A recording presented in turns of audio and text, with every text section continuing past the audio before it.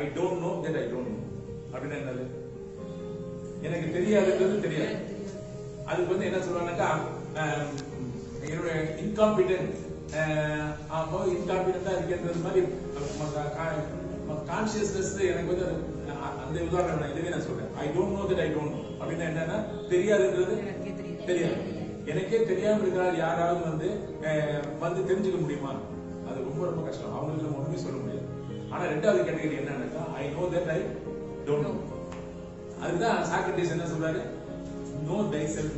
இந்த Socratic sort of enquiry எப்போ வரும்னாக்கா I don't know எனக்கு தெரியாது அப்படின்னு சொல்றப்ப அப்ப நம்ம எல்லாருக்குமே வந்து பாத்தீங்கன்னாக்கா சில விஷயங்கள் தெரியும், பல விஷயங்கள் தெரியாது.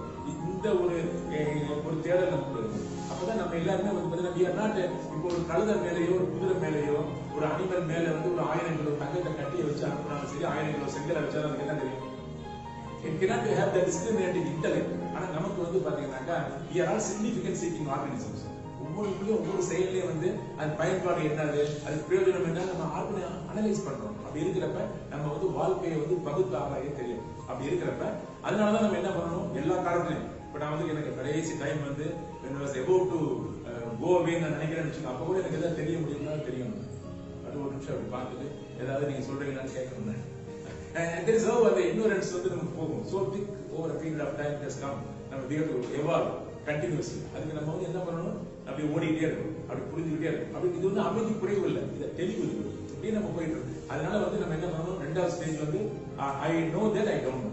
அது தெரிஞ்சதுக்கு பின்னால நம்ம என்ன பண்ணணும்? வந்து தெரிஞ்சுக்கணும். தெரிஞ்சதுக்கு பின்னால ஒரு ஸ்டேஜ் வரும். I know that I know. அது ஒரு ஸ்டேஜ். அது ஒரு மூணாவது ஸ்டேஜ்.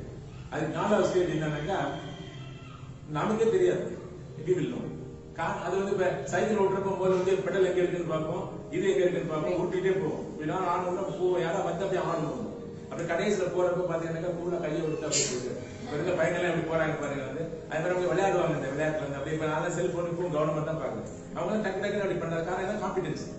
அந்த காம்பிடன்ஸ் என்பது எப்ப வரும்னாக்கா முதல்ல தெரியாம இருக்கும், அப்புறம் தெரியும், அப்புறம் அதுக்கு பின்னால் அதுல எக்ஸ்பர்ட் ஆயிட்டாங்கன்னாக்கா அவங்கள அறியாம அவங்களுக்கு இயல்பாவே அது வந்துடும்.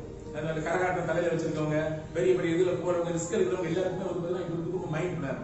அப்ப வந்து இதே மாதிரி ஒரு பையனை வந்து நீங்க ஒரு திறமையை வளர்த்தீங்கன்னாக்கா அவனுக்கு சக்சஸ் வருமா வராது? அப்ப நம்ம என்ன பண்ணணும்? வந்துட்டு அந்த காம்பிடன்சி மேப்பிங்கை போட்டு அவங்களுக்கு ஏற்ற மாதிரி ஒரு இதை சூஸ் பண்ணி அவங்களுடைய ஸ்கில் என்னது, அவங்களுடைய எபிலிட்டி என்னது.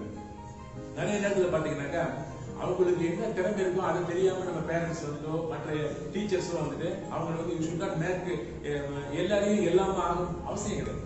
அப்ப வந்து நம்மள அறியாம இப்ப எந்த வேலை பெரிய வேலை சொல்றது உலகத்துல, எந்த வேலை பெரிய வேலை? நத்திங் சொல்றதா இல்ல எல்லா வேலையுமே நல்ல வேலை தான் சொல்றேன். எல்லா வேலைக்குள்ள இருக்கக்கூடிய ஒவ்வொரு வேலைக்குள்ள இருக்கக்கூடிய உன்னதம் இருக்கு பாருங்க. அதை நம்ம வந்து அதுதான் இப்ப நம்ம நாட்டுல, அது குறிப்பா தமிழ்நாட்டுல பாத்தீங்கன்னாக்கா நம்மள அறியாம சில வேலை பெருசு அப்படின்னு நினைக்கிறோம். சில வேலை டீச்சர் வேலைன்றது அது ஃபங்க்ஷனலாவே நல்ல வேலை. அது என்னன்னா அது எதுக்குனாக்கா சில வேலைகள் இப்ப நர்ஸ் இருக்காங்க, டாக்டர் இருக்காங்க. அந்த வேலையெல்லாம் என்னன்னாக்கா நேரடியா வந்து மனசுல வந்து ஒரு பெரிய மாற்றத்தை உண்டாங்க. எல்லா வேலையும் நல்ல வேலை. சில வேலை வந்து கொஞ்சம் ஸ்பெஷலா வந்து சில பேருக்கு வந்து அது God has given that opportunity to blow the horn. அப்படி ஒரு ஹார்மோனியோட இருக்கணும் அப்படின்னு அதுல எடுத்து அப்படியே காது செவிடாத மாதிரி நம்ம வந்து இது பண்றதுக்காக அப்படின்னு நம்ம நினைக்கிறோம். அப்பதான் வந்து அந்த ஹார்மோனி வரும். இப்ப எப்படின்னா இப்ப நான் கூட சொன்னேன், நான் அந்த பிஎஃப்ல வேலை பார்க்கறப்ப அந்த அக்கௌண்ட்ஸோடய நான் இருந்திருந்தேன்னா அந்த அக்கௌண்ட்ஸோட என்னால பேச முடியும்.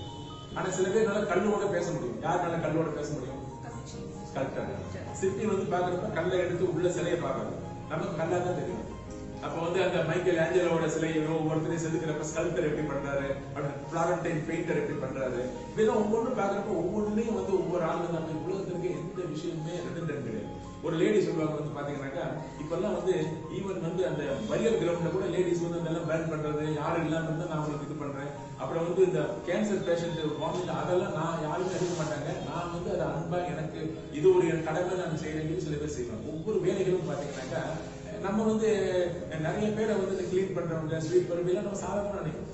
எதுவுமே வந்து பாத்தீங்கன்னாக்கா சிவசங்கர பிள்ளைன்னு ஒரு புக் எழுதியிருக்காரு, we make you clean but you call us unclean.